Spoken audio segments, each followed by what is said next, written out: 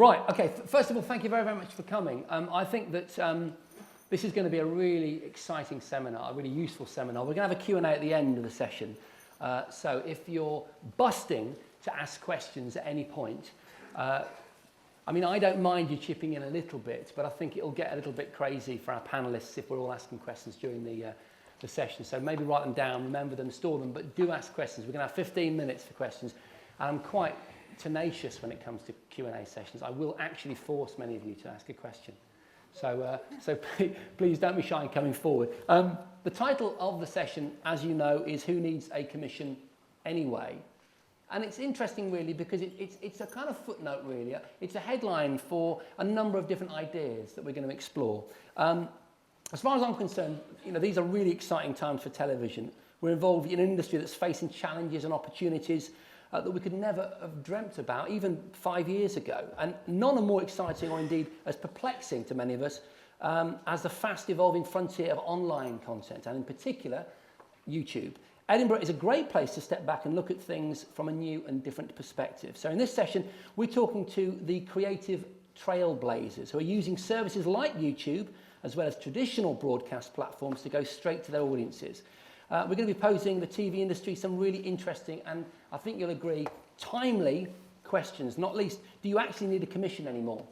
Do you need the guidance, the creative guidance of a broadcast commissioner? And do you need a broadcaster's funding in order to build a profitable business? What is stopping you going direct to your audience and managing everything yourself, from the content you produce to the relationship with your audience? To examine these questions, we brought together a star-studded panel made up of some very talented and exciting people. But before we meet them, I think we've got a short reel to have a look at.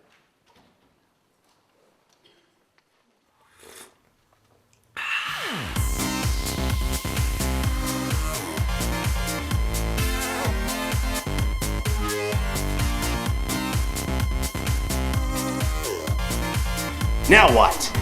Hello! Fast food fondue, bitch. Watch us do it. Hey, what's up, guys? All right, you're already leaving some comments.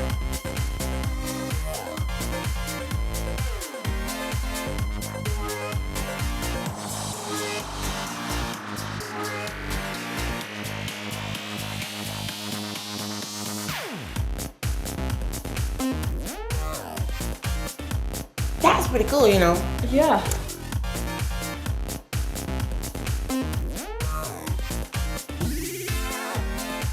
Over here by the engine. No, I can walk. I can walk! It's a miracle! It's a miracle! Oh! A new form of television is here.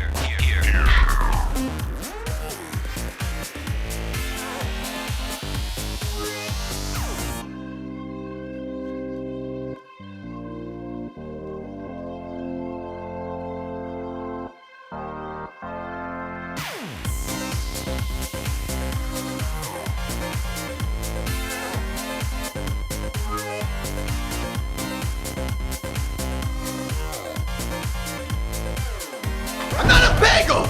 I'm a donut, okay? Hey, don't go nuts, donut.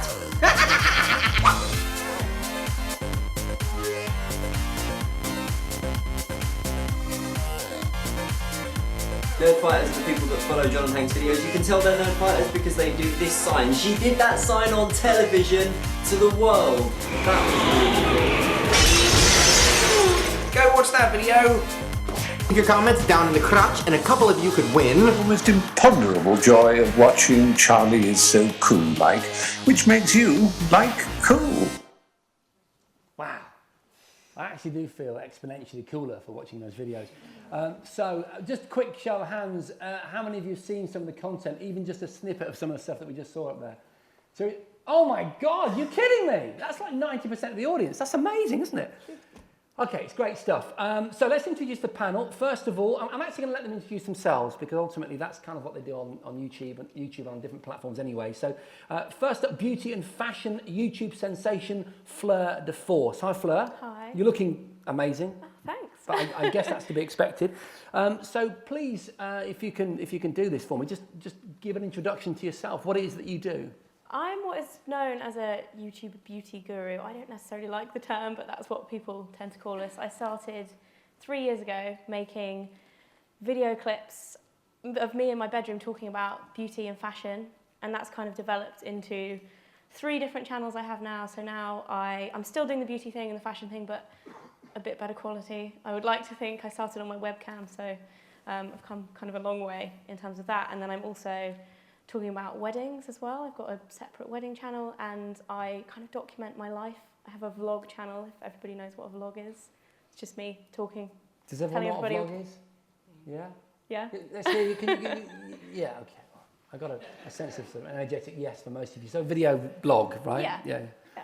And you've got a shop, and I think that's quite critical. Yeah, I have a shop. An online and shop. It's hopefully growing. It's a small one at the moment. I'm kind of testing out the water, but it's going really well. So. Okay, and just for me actually, but some of you might be interested in this question, what's a caviar manicure? Well, you got to watch the video. You watch the video. Surely you can explain but it's not actually caviar though, is it? No, it's actually like micro beads. So you paint a coat of nail varnish, and then you pour on these micro beads, and you get this caviar effect. I did actually get asked in the comments section of that video whether it was real caviar. That was me. To the point. Yeah. Was it you? Yeah. And it's using a pseudonym. Yeah. It's a ridiculously stupid question, but I Yeah. had to ask it. Okay, Fleur, thank you very, very much. Next to Fleur is Lisa Opie, who not least was my boss for many years at Trouble and Bravo and Channel 5, but is now Managing Director of 24 Digital and Rocket Science. So I guess I should ask you, who are 24 Digital and Rocket Science? Okay.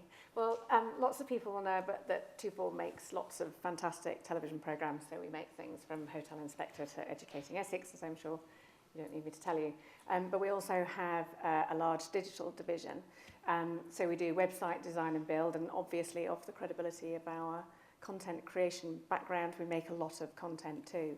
And increasingly, we find that we do a lot of channel management. So we work a lot with brands, some big brands, global brands, and we help them create content and where they need us to get that content to the right place. So we run a couple of YouTube channels, and in comparison to this panel, we're quite new at that game, but we run Tom Daly's YouTube channel, and we're in the process of building a website and channel for a big educational company, for the AQA, which is all about creating content and featuring that on YouTube and using that as a way of getting the content to the audience that they most want to target. So we do a lot of that. Forgive my AQA? Don't ask me that. The examining board. All right, okay, that's fine. That's good enough. Because my kids aren't old enough to be examined yet, you see. Okay, so is it fair to say, though, so you've given a clear description of your role in the digital domain, but obviously I know you as a commissioning editor and a channel head and all the rest of it. So is it fair to say that in terms of our panel today, that you can have one foot in each camp, as it were, the traditional broadcast media and the digital domain? I think there are things that you can learn from both. I think that clearly from a television perspective, what television creatives are so fantastic at is making great content and engaging people over sustained periods of time, in highly imaginative ways. But I think what's so fantastic about YouTube as a channel is that it's so and online as a platform is that it's so discursive. It enables you to get so much closer to your audiences, and it allows people, without all of that huge weight and nonsense that sits behind the broadcast world, to build businesses and build their identities and offer up fantastically creative content. So I think both of them are very exciting, and when they come together, I think there's a great opportunity in there. Brilliant, thank you very much. Next up, Jamal Edwards, founder, CEO of SBTV. Jamal, perhaps you should tell us about SBTV. Many of you will perhaps know about this, but it was relatively new to me, if I'm absolutely honest, although I had actually seen your work without realising it was part of a grander design. SBTV is like a youth entertainment broadcaster. It mainly started off, I started about in 2006, and I got a camera for Christmas, so I was filming everything from my mum cooking to like foxes in my back garden and stuff like that, because I was quite a Steve Irwin kind of addict. And after that, I realised I couldn't keep talking about foxes in my back garden, so there was like a load of MCs on my estate who used to MC, and they wasn't getting the kind of mainstream acceptance like the MCs are doing these days. So I wanted to create a platform for them to come and showcase their talent, and like one of the main things I kind of uncover stars. So like one of the people I featured before everything was a guy called Ed Sheeran, and I'd done his like first video before everything happened, and I've hit a certain amount. I hit like 125 million views in music, but now I want to branch out into like sport, comedy, fashion, business as well. So let me just put this in a context. So Jamal is, as far as I'm concerned, an entrepreneur. We're talking about a business and a brand that has a global reach within excess of 125 million views that you've had so far, and a couple of 100,000 subscribers. That's significant stuff, and we know it's significant because the kind of names that you're mixing with now. So I'm impressed that Justin Bieber was interviewed on your channel. We might all laugh smugly, but you don't get bigger than that in terms of music. Although it did cause you a bit of an issue, didn't it, with your regular crowd? Yeah, one thing I have a problem with is I try keeping it SB. So like at the moment, my main channel is Smoky Bars, but underneath that, I want to do like the fashion, so I'll call that Style Britain. Then I want to do the American stuff, I'll do Stateside Breakthrough. And then the sports stuff, I'll do Sport Biz. And then the comedy, I'll do straight banter. And the education, I'll do serious business. And what I do through my audience is I say I keep it SB always. So if people say, oh, you're selling out, I'm like, no, I'm not, I'm keeping it SB. And then I apply it to whatever that is. So like, for example, Justin Bieber's the top in music world. I've done an interview with Danny Cohen the other day for my serious business, and that's the education world, because I want to inspire the young people kind of thing. So there's Jamal with the controller of BBC One, so now you kind of get the picture. All right, so thank you for that. Next to Jamal is Justin Gaynor, and Justin, you're creative director of Channel Flip at the moment, but just start at the beginning, would you please, because you've had such a varied career, starting with mainstream TV. Yeah, I used to be commercial director of a very, very small company called QI.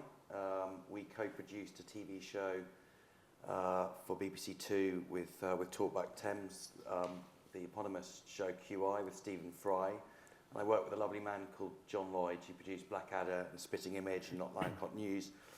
We had a lovely kind of little cottage business. We wrote books, one of which was a global bestseller, a radio show, and other small bits and pieces as well.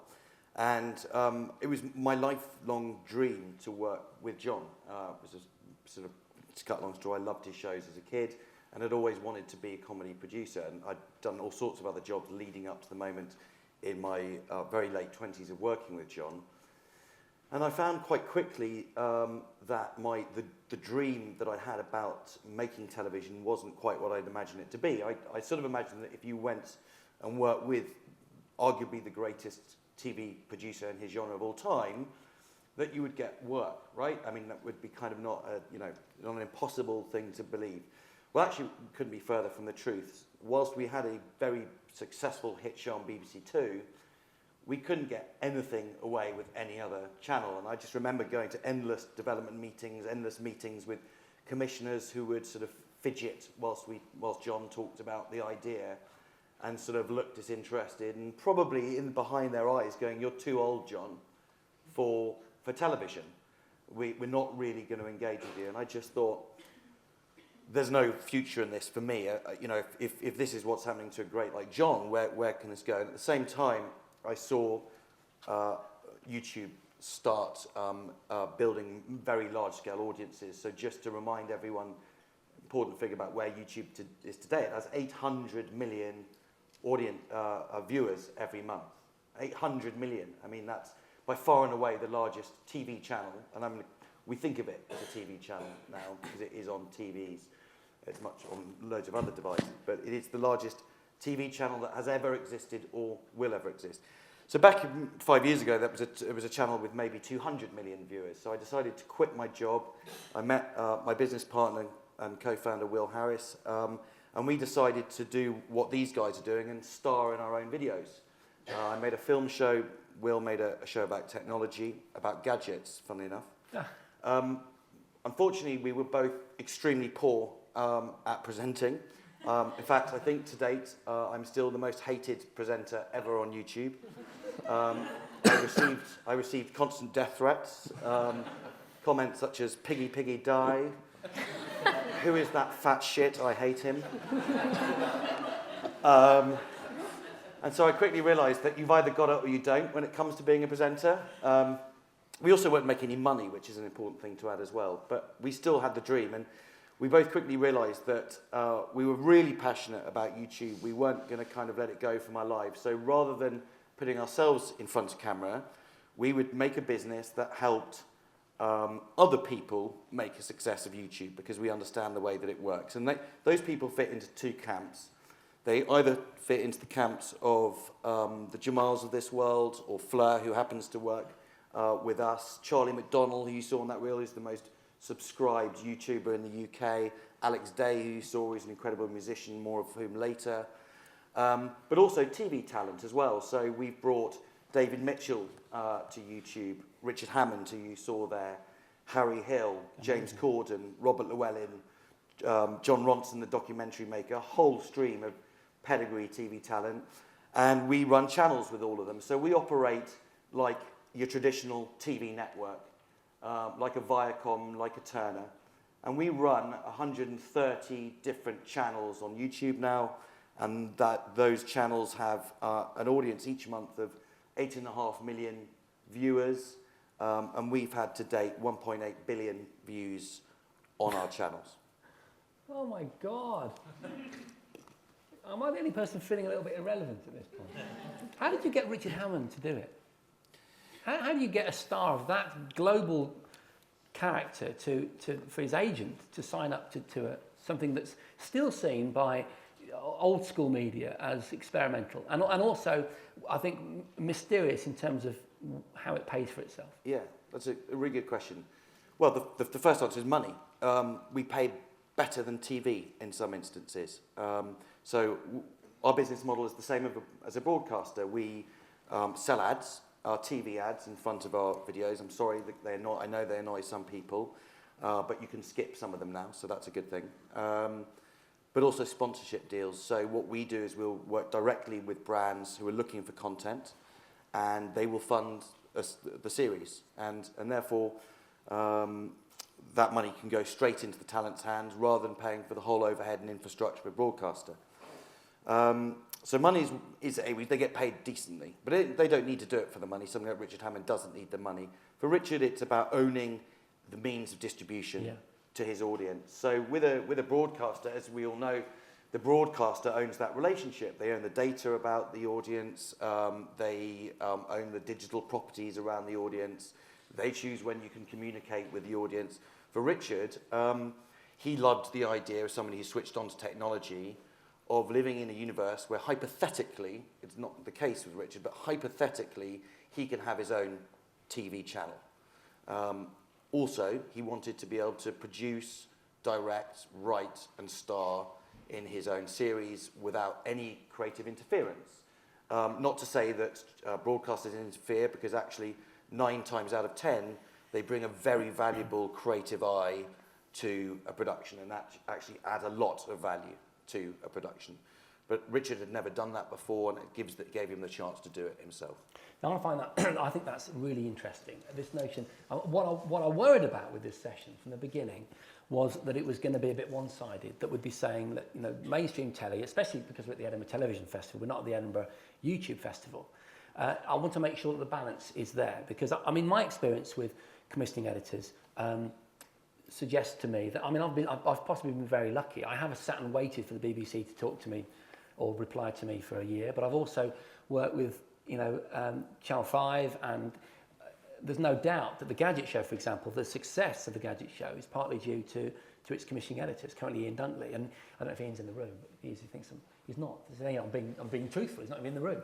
And he has improved the show, there's no question about that. Can we just talk about that, because I'd like to get that out of the way so that we've serviced television fairly, and then I think we can go exploring a little bit. And I hope then you'll be maybe more readily happy to accept some new ideas, because we're not trying to vilify TV here. You've done the traditional TV thing, haven't you, Lisa? Mm-hmm. And I know that you're here in your digital right, but you've been a commissioning editor. You've been and what was it that you did at Channel 5, for example? What was your... I looked after content at Channel 5, so programming. Exactly. So Justin was talking about this fidgety commissioning editor, nonchalantly fidgeting while you were trying to pitch an idea. why was the commissioning editor fidgeting? What was going on there? I don't know, that's a really difficult question. Having not been there, I don't think you've ever pitched to me. I apologise if I fidgeted. I don't know, I suppose that in a traditional broadcast world, the person who owns the relationship with the customer is the broadcaster, and to a certain extent, at times, a creative company might feel disintermediated, as does talent occasionally feel disintermediated from that direct relationship. And if you think about it, actually it's not that direct a relationship anyway, because TV traditionally is that box in the corner of the room, and we all look and judge our success by how many Barb ratings that we manage to get, and that's not always the most accurate tool in the world to work out what people think about your content. You know, on the other hand, you know, in a YouTube world, you have a totally discursive relationship with your viewer. There's just one. You know, Jamal and Fleur own their relationships with their viewers, and they own the business that sits around it. And if something goes badly, they can react immediately. If it's not right, it's not the right tone, they just change it. If it's not SB, then you do it again. And that gives a much more, I believe, intimate relationship that you can have with your viewers. So as a creative company, it's a really exciting opportunity to be able to have that closer relationship. Magazines, I think, have done it for a long time. I just think, you know, that is part of the opportunity. So it's, you know, and that point about talent, I would say is true. You know, talent tends to get tied up on the website of the broadcaster, rather than being able to have both the commercial opportunity and the sort of opportunity in terms of space in an online world. Okay, I'm going to concentrate on Fleur and Jamal in a moment, because there's so much I want to ask you about, and I'm sure that you guys have all your questions waiting. But I just want to just finish with the mainstream side of things. The commercial part of this is obviously the key question, isn't it? You know, there are people in this room who have 7 or 8 members of staff, maybe 50 members of staff, maybe just 2 of them, and an office to rent, an edit suite to buy, you know, all kinds of real genuine costs, camera equipment, they've got to pay sound men, lighting men, women, studio, techs, whatever it is, whatever the costs are. And the revenue model, I don't think we should concentrate on the revenue model for television, because I think probably we all know that, because we're intimately involved in trying to get a commission to pay for that model. But does YouTube pay? Like, can we only make commercially successful content on YouTube? In fact, I am going to switch to these two straight away, actually. I'll come back to you on this one, Lisa. By sitting in our bedroom with a smartphone. And I'm not meant to be I'm not being provocative, I'm being serious. So, you know, where's the revenue coming from? Well, I function very differently because I'm an individual, and I still am. I still work as an individual. I film, edit everything myself. So probably a better question for Jamal in terms of how, because you have a team, right? You have quite a big team. Okay, so how big's your team? And do you rent the premises, and what equipment do you use to film your content? It's pretty Canon 5Ds, 550Ds. Right, so Canon digital SLR? Yeah, a MacBook, a Rode mic. That's all I need, pretty much. Actually, the Canon 5D's $2,000 worth of camera, so you've obviously made an investment in quality there. So like, for example, before I used to get a monthly payment from YouTube, now it's quarterly. So like, I employ 4 people full time and the rest are freelancers. So it depends, all the jobs I do it for free anyway, but when I pay the freelancers, I do it on like a day rate, and I use the money from YouTube. But then I add on other things as well. So like, I might, I have a shop where I sell t-shirts, and that also is quite well. Then I'll start like an SBTV live tour and do a tour and make money from that, so it all contributes back, kind of thing. Just awesome, absolutely awesome. I think that's a really important point you've brought up, and because you've got a shop as well, Fleur, and you go to a lot of meetups and so forth, and actually can meet the audience. Yeah. The real game changer with what's happening with media now is that in a TV world, you can very much focus on doing one thing and one thing really well. You can be a great producer, a great cameraman, and it kind of allows you to have that space and to have that focus. What we've found working with the talent that we work, the YouTube native talent, but also what's required of ourselves as professionals within the industry, is that you have to put 6 or 7 hats on during a day. So I may start the morning with having a talent conversation, then move on to thinking about audience development, then thinking about marketing, then thinking about talking to an advertiser, then thinking about how we can create a retail opportunity around a show or a brand, then act as a commissioner and commission a piece of content from somebody. So the roles are changing really quickly in terms of the fact that you have to diversify your skill sets. Would you say would you guys agree with that? And one thing that, from like making money from YouTube, is that my audience know, like, they get proper agitated with adverts. So, like, for example, if I know for a fact I'm doing a video of Dappy or Ed or Jessie J or whatever, I'll tick the adverts on that, which would be like 30-second adverts. But what I got out of, because I had 30-second adverts in every single one of my videos, and I thought, all right, cool, that, even though it's making me money, I care more about if my audience is happy, because if my audience ain't happy, then the views ain't going to be coming in.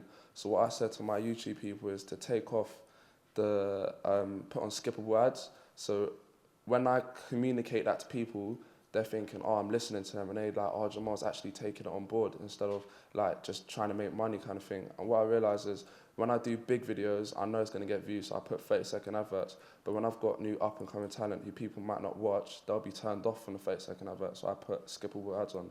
And I realised there was an increase on like my kind of followers went up. So just to be clear, can someone, anyone on the panel, I'm not sure who, because you're all qualified to answer this question, just because we're not all at the same level with all of this, when we talk about revenue from YouTube, how does it work? Jamal, why don't you go for that question? What, you get paid, like, I don't know how much it is, it's like a certain amount of money every 1,000 clicks or something. Okay, so YouTube pay you for 1,000 clicks, and it's something like $250 to $500, isn't it? Something like that? It's not quite that much, I don't think. I don't know, I'm not too sure. $2.50. I looked at this up before the session. I've just made a fool of myself because I've got the decimal place in the wrong point. It's between $2.50 and $5 per 1,000 clicks. Is that about right? So that doesn't sound like very much until you get that you times that by 1,000, because you've got 1 million hits for a video.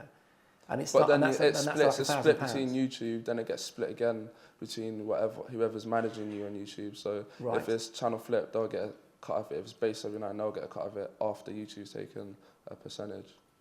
Okay, so the way I see it, the way that this is different for, I'm not going to say talent, because I think that talent is possibly old school media way of defining what these guys do. So it's the content provider, which we all fit into. So it's quite an inclusive phrase. You own the content, and you also get to sell the content directly. Now that for me is really, really exciting. So that's a fundamental here in terms of making this valid for people that have got to pay the bills. So now let's get to the exciting stuff. How do you make people watch? Because this model only works if you're making regular videos with lots of people watching. I mean, I can almost tell you why yours works, and I've got no hair and I don't wear makeup. You're just fantastic. You've got something about you. There's a real fizzle about what you're doing, and I'm clearly not your audience, and I wouldn't become a subscriber. But I know that my daughter would, and certainly when she's a little bit older, she will. Yeah. What do you think's going on? Personally, I think a lot of it is about engagement. So they like the aspect that they can tweet you and you'll actually reply, or they'll write you a comment and you'll reply to it, or they know that you see it. Or say if somebody sends in a video request and you make that video for them, even if it's obviously not that person, it's the fact that you have that kind of interaction, you're paying attention to what they want. Like Jamal was saying about if people don't like, if it's not SB, you'll change it, or you won't do it. SB? SBTV. SBTV. Oh right, if it's not SB. I thought it was an acronym for, a rude some word. YouTube slang. Yeah, exactly. Also, I mean, being continuous as well with the production. I don't think I've had more than a week's gap from putting a video up in 3 years. Wow. Usually like 3 days, 4 days between my channels is the max that I'll go between making a video, and it's just me. So obviously it's putting a lot of time in, but at the end of the day, it's worth it. And who has the biggest following, do you think, you or Woof? That's the dog sits in the background. I think it might actually be Mike. Mike, your boyfriend? Yeah. Yeah. He's quite good looking. I mean, am I allowed to say that? My He's wife actually sitting over there, I think. Is he? Yeah. Yeah, he's good looking. Okay, we'll establish that. So the point I'm making, rather glibly, is that it's your universe that is appealing. It's your world, really, isn't it? It's the sort of thing that we emulate in traditional television forms, don't you think? Justin? Yeah. That access to someone's life? Yeah, I think so. I mean, I think the Big Brother's the obvious example, Well, but I was I gonna even mean in say- terms of sitcoms and sort of teen shows that Disney seem to pump out, you know. Yeah, I was going to say that, you know, in many ways, the phenomenon of the presenter in the bedroom, which kind of, you know, Fleur has done, Charlie McDonnell, the biggest. There's a lot of presenters in bedroom spaces. For me, that's the natural extension of the Big Brother universe. It's the most intimate set you can give your viewer, your bedroom. And it gives you that feeling, real feeling of one-on-one relationship. You literally, when you look at a computer screen, you look at it kind of close, don't you? It's the lean forward experience with a computer. So you are literally closer to that person. I think that kind of explains a little bit of why that form is working so well. I think one of the things that Fleur said is really interesting, and I just want to expand on that, slightly different point Yep. was about the regularity of content.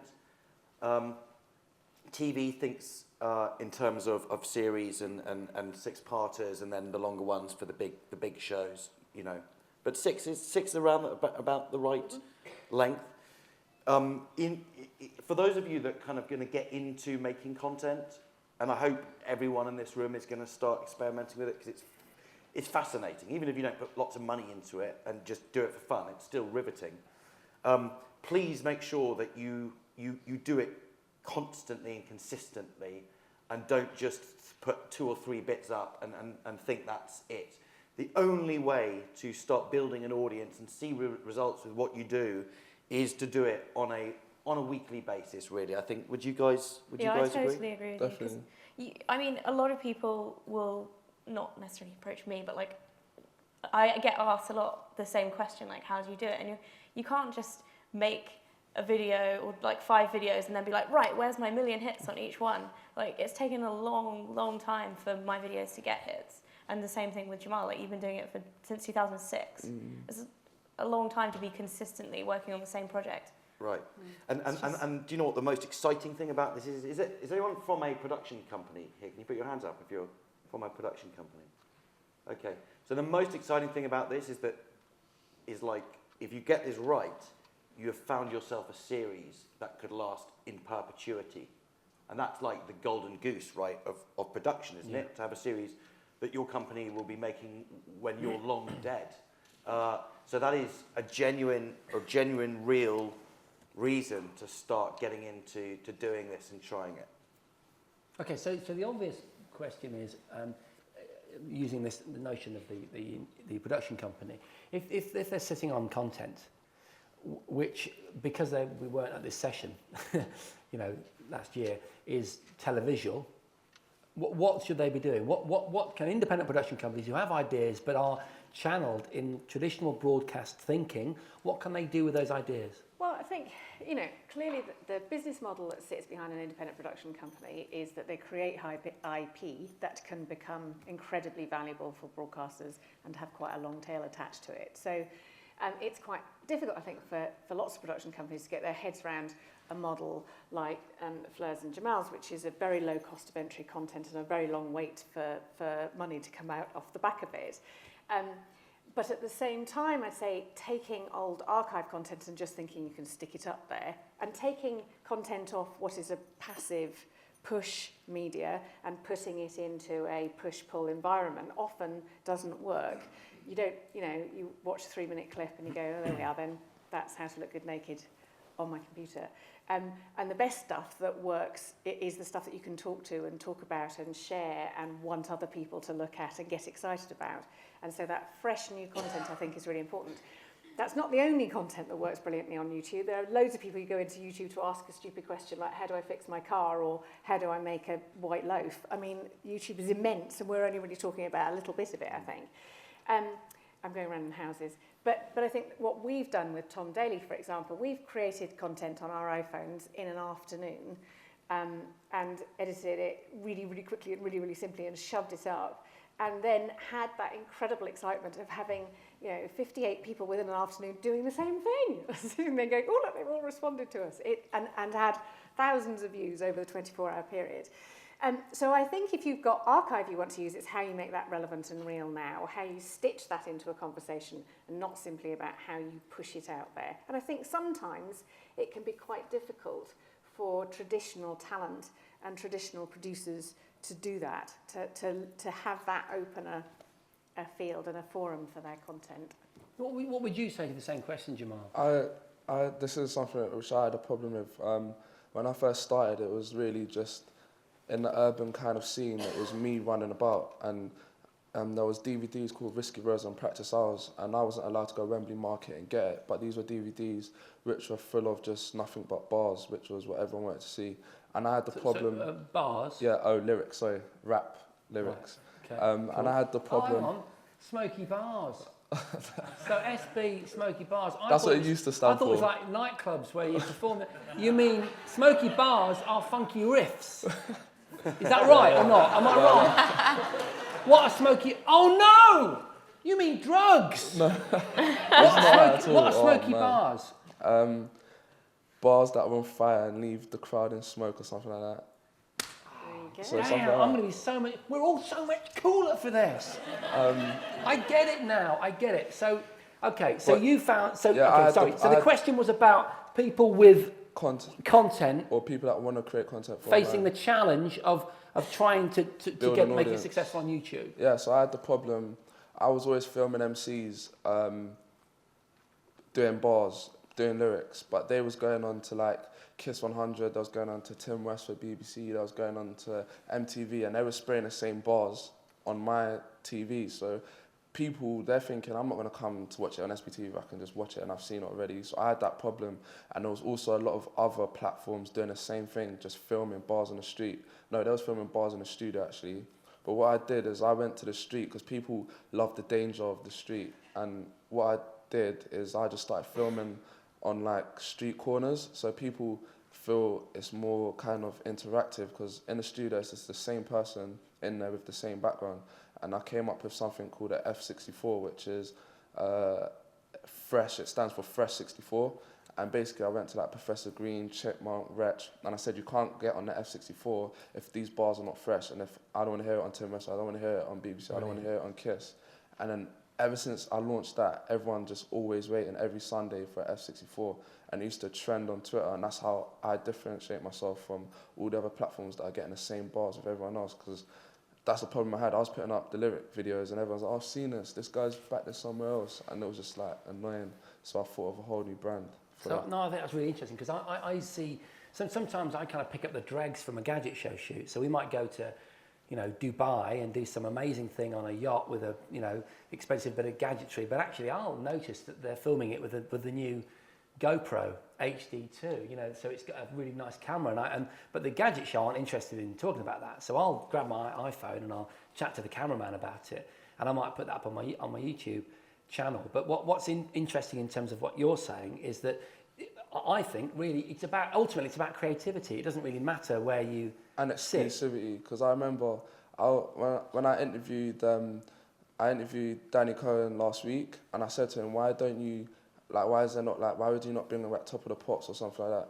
And the reason why I had an idea for a music show, but he was like, no one watches music show, no one's gonna sit there and watch every Thursday 7:30 because they can just watch it online. And I said, like, why don't you do something like where you get the artists like Adele or Ed Sheeran or Jessie J and apply the F64 format, so it's a track that you've never heard before, and you do it. Obviously, because it's Adele and Ed, you're not going to get them to perform a track every week, but if you do it monthly or quarterly or a Christmas special, and you get these artists to perform, the kind of views you would get because they've never heard that track before would be amazing. And okay, so this is exciting, isn't it? So you're in front of the head of BBC One, and you've just pitched him an idea. You said, so do you believe that could be on television? He said he did it. He said to me, oh, no, he didn't really acknowledge it. So I love it. I wish he was here, don't you? I said, so this is inspirational for me, because I'm now going to create this show and put it online and then see how many hits it gets. And my first job which I got was in BBC Three, and I got that off the back of uploading videos on YouTube. A producer saw it and brought me in. And that's when I met Danny Cohen. I think he wasn't in control of BBC One then. And I emailed him just because I want to create a kind of series for younger people to show that you don't have to be a footballer, you don't have to be an MC, you can do other stuff. So I was saying to him, I told him that idea, and he was like, people are not going to want to watch it. So that in my head, I'm just like, all right, cool, I'm going to create it and see who watches it, kind of thing.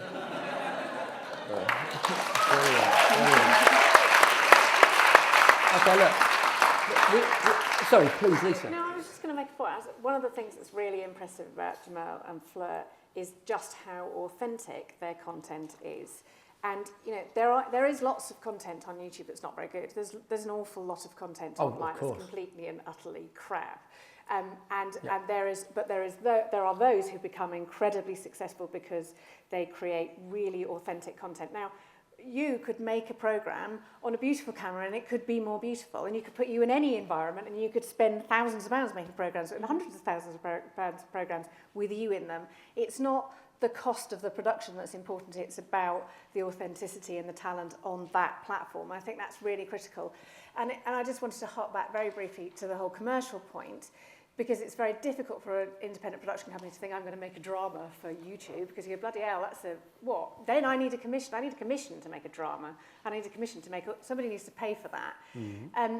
But I think that what the bigger opportunity is to say there are lots of brands who are now in the business of broadcast because they make content for online. And as soon as you do that, and you are communicating through the medium of video, you need to be aware of the fact that you're doing it. And you need to think differently about how you communicate through the medium of video. I think there's a great opportunity for independent production companies, as we find increasingly, to help brands create engaging video that's authentic and real and help them put it up online, because they don't know how to do that. So our list goes beyond the mysteriously named AQA to the likes of Ernst & Young and PwC and HSBC, all of them sitting there going, how do we make authentic video? But how do we do what these people are doing? Yeah.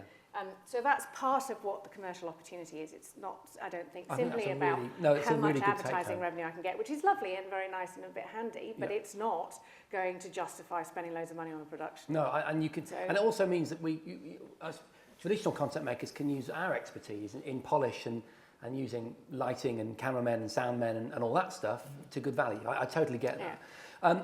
There's so much. I mean, I'm like a kid at Christmas time at the moment. We could literally go on for 3 hours. We'd maybe die of dehydration and stuff, but I'd still be going. But we've got to move on, because there's one crucial question that I think will be of relevance to you, which I want to try and type in about 5 minutes, and then we'll have 10 minutes at the end for questions. And that's about the international market that YouTube brings with it, because there was a real buzz at Edinburgh this year. There has been for several years, but especially this year, about selling content abroad. I know this much, that I wouldn't still be in a job on the Gadget Show if North One Television weren't selling our format and the already made content abroad. So we just sold it to Germany. I just did a pilot in Hollywood, believe it or not, with an American co-host. It's very exciting. And I get approached in the street by people from Australia and all the rest of it, because it's all there. And you know what I'm talking about, because that you live and breathe the international nature of YouTube. That for me is, I think, is a really exciting lesson for all of us here. So tell me, you're big in America, right? I've got more followers in the States than I do in the UK. It's amazing. The whole global thing is just never really an issue when you're on YouTube, because instantly you're everywhere. So for me, it's the same thing, if that makes sense. But it's never been in traditional broadcast media. It is a quagmire, isn't it? It's a legal quagmire for a start, where who owns this, and the licensing, and the music and everything. When you start going into international territories, and yet you just stride nonchalantly into America and make yourself a star. Jamal, are you? I'm guessing you're global. Yeah, its majority is in the UK, but it excites me to go over there, because I've been over there a few times, and there isn't anything like an SBTV over there. So I wanted to find a Jamal Edwards of America and do kind of partner up with him. But because there is other platforms out there, but what I do is I try and feature people before they blow up and people when they blow up, so I mix it up. And over there in America, they just feature people that blow up when they've got a name. So that's very exciting. Over the next year, I'm going to try and because I've got a few viewers over there, because I do a load of stuff with Americans when they come over here. But I want to go over there and try and build it up a little bit more. I just can't even imagine what's going to happen when you get over there, dude. And again, I could question you for a lot longer, but we've got to be quick because I want you guys to have an opportunity to ask questions. But Justin, I just want your feedback on this because clearly you're also in the business of getting people before they blow up, and you've had huge success. I mean, one of your guys had a massive music success at Christmas based on the videos that you helped put on YouTube. Yeah, that's right. So we have work with a guy called Alex Day who makes videos. He vlogs. He does some comedy sketches, but he's also a musician. And he decided that he would try and get in the charts this Christmas with a song that he made with a guy called Charlie McDonnell. And we spoke to him and said, you know, should we try and get a record label? Do we even think about going down that route? And he said, I'm adamant that we don't go down that route. So we said, fine, we'll try and support you where we can and plug you and so forth. But we didn't really need to because he put video up on YouTube with a link to buy the song on iTunes. And to cut a very long story short, he ended up going to number 4 on the Christmas charts and beat Coldplay this Christmas. Oh my God! The money he's made from that one single, from a music video that he made for £350, which he recorded in his bedroom for £15 cost, and that he uploaded for free onto YouTube, which YouTube actually paid him, obviously through his revenue share. That money bought him a house. So when we're talking about like the shapes of content, the types of content, we've talked a lot about a vloggy style scenario, but you know, there's money to be made from all sorts of different angles. It could be a musical download. When our YouTube talent like Flickr goes to the States, we just talked about the States, and they go to video conferences, there will be queues of up to 17 hours to meet these guys and to get signed t-shirts, hats, posters, and so forth. People in the States are crazy keen on the talent from YouTube. So again, going back to how do we make money from this, you know, no one is going to live as a business entirely from what YouTube pay you. That's just a fact. I think that's going to change. It will change. But right now, it's enough to support a single person.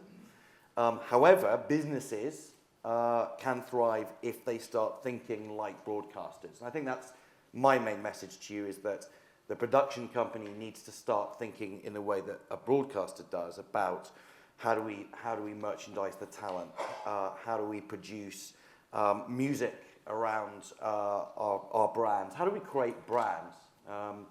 So yeah, that's the experience that we've had in America. We are actually going to set up an office in America. 60% of all of our views are American, so that means that, you know, we're getting about 4.5–5 million Americans a month watching our content. So that's going to be a next step for us. In terms of sitting in your bedroom with your dog in the background and doing the video, there is no cost to you to get it into international territories. No. So, and you're only putting an office there because you have a slightly different job as in a management context to do. But the message here is whatever you do today or tomorrow in London, Edinburgh, you know, Birmingham, whatever, can be in the US and in all over Europe. And here's the exciting thing for talent and for production companies making programs, is that if you build a groundswell of interest in either yourself as a piece of talent or in your piece of IP, and your viewing figures go into the millions, that is the best calling card in the world, because you've essentially market tested and piloted your IP, and you've de-risked that for the broadcaster.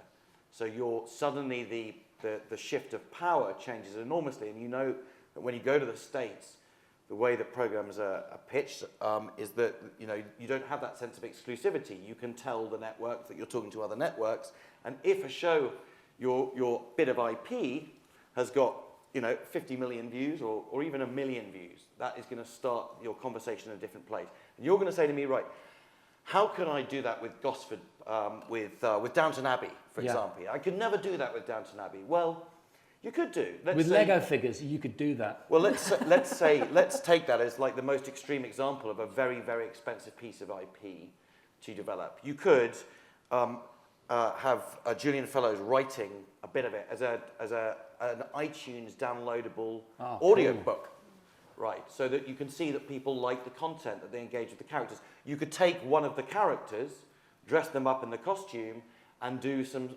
stuff, you know, very, very cheaply with a single camera, and see how people react to that character.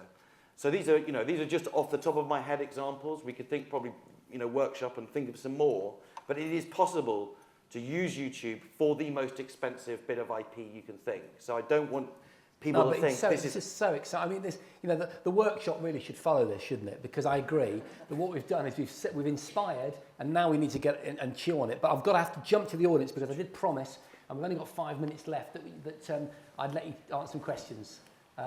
So, man's hand shot up there, very confidently. Go for it, please. Just tell us who you are, where you're from, just really briefly. Jason Mitchell from The Connected Set. I wanted to ask Justin about the deal you strike with talent, if you're allowed to tell us a little bit about rev shares and what you give them in return. Really quick, please, Justin, just to allow some other people.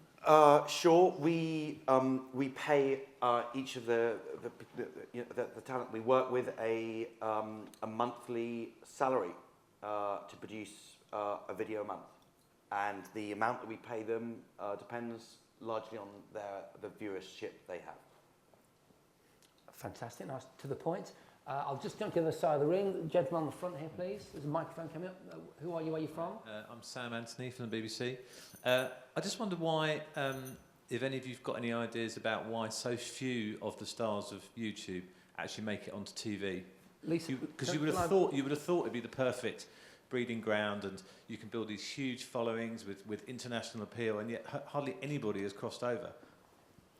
I don't know whether that's because there just isn't that YouTube can be quite an intimidating and huge platform. It's rather like trying to explore an entire country. It's all quite new as well. Yeah, it's really new.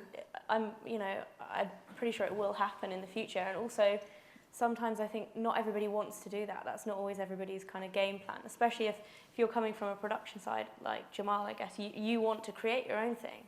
You're not so much the talent that wants to cross over. Jamal, do you want to be on TV? Or do you want to be on TV? I'm I probably had a saying the wrong T4 show thing. following me around for like 6 weeks, which was like basically a behind the scenes. So there you go. I don't know if it was a good kind of experience to do it. It was quite weird. There was a cameraman following me, filming another person. So it was just like, but it gave like it was called From Bedroom to Boardroom, and it gave like an insight to the kind of my world. It was interesting. I wouldn't regret it, but I don't know if I'd do it again. Fleur, how would you feel about Jane it? Bothered is the answer. See, TV. We don't need Fleur, because I must admit, of the panellists, certainly Jamal and Fleur, I have to say, from an old school media point of view, you're clearly, you could just step into a TV studio. Yeah. And that's no disrespect to Jamal, because you're offering a different angle, a different world. Yeah, it's something I would be interested in, but at the end of the day, like, I have so much passion for what I'm doing and what I've created on my own. There's the answer. I would be really reluctant to let that go. But it's definitely something, if there's more hours in the day that I could do it, I would do it. It's a kind of roundabout answer, yeah, exactly. Just throw the check in front of you. No? Okay. More questions, you say. How long have we got left? 2 minutes. 5 minutes, great. Yes, please. Wait for the microphone, please. You can shout, although there is a microphone coming. Thank you very much indeed. Name and where you're from, sir? I'm Alex from Broadcast Magazine. I just wondered what the panel thought about what the impact of YouTube's investment in original content would be. Yeah, so just to give some perspective on this, YouTube, until a year and a half ago, YouTube said to the position that they were purely a platform for other people anyone to upload their own content. However, they decided that actually they wanted to invest some of their own money into what they call the Original Channels program, and that was giving money to traditional TV production companies and major talent, in giving them money to produce professional channels. So Madonna was given money in the States to make a dance channel called Dance On. And those channels operate a bit more like TV channels. So rather than having one piece of talent making a weekly show, you'll get a schedule. You'll get maybe up to 2 shows a day. It'll be scheduled like a TV channel. You'll get different programs. So, and that initiative is being rolled out in Europe as we speak. Deals are being done, and they will launch at some point in the next year or so, I imagine. What's the impact of that? You may want to answer. I was just going to say, I think there are 2 big trend things going on, and I do think that the ability to drive deeper engagement across a broader array of genres is something that advertisers will find valuable. So I think the greater involvement from the creative sector, the television sector into YouTube is a great thing for content and a great thing for the platform and a great opportunity for the creative sector. And I'd also say that the other big thing that's going to happen is that connected TVs are going to bring YouTube into the front room in a way that we can only just think about at the moment. And I think that has an interesting, could potentially impact really deeply for people. Does the environment alter your reaction to the content that sits within it? And what's the greater, how do creatives and content players, how will they make the most of that opportunity as that change comes? So I think the bringing together the worlds is a great thing to happen. Yeah, it can only be a great thing. Just something very quickly to say is that, and it's not just YouTube. I know YouTube are sponsors and my major business partner, but it is also worth stating that there are other digital platforms that are also investing money. So Amazon, I believe Ted Sarandos, I don't know how to pronounce his name, he's like going to be one of the world's largest commissioners, I think, in 5 years' time. So Amazon going to be a big player. We'll see what happens with iTunes. They've been extremely frugal, I believe, so far in investment in content, but with Apple TV is bound to become a major player. Watch the space with what goes on with them as well. Absolutely fascinating. I think we've possibly got room for one question, but it'll have to be a quickie.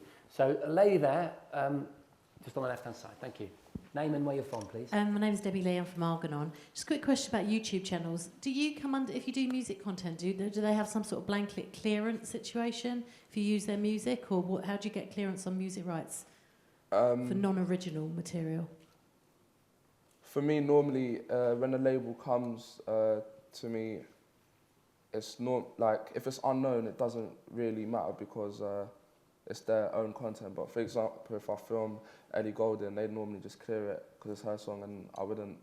I remember I've got given 1 strike before, and that wasn't even my fault. But I got a music video from Sony, and I uploaded it, and it was of K Coke and a guy called Louis Esse, and they gave me a strike because basically YouTube has a system where it will strike you or give you or debate with you if it's like audio, like it runs through the audio system. So I don't think anyone can get away with it because it's proper on point. Yeah, so the simple thing to remember is observe copyright law. The same rules that apply on television apply on the web as well. If it's not your piece of music, clear it in exactly the same way that you would for TV. Well, thank you very, very much.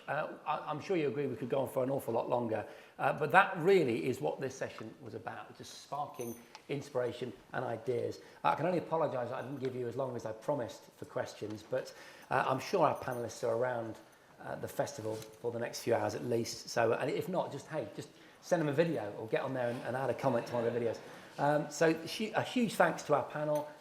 Thank you very, very much to the festival for organising this. YouTube and to you guys. Thanks very much.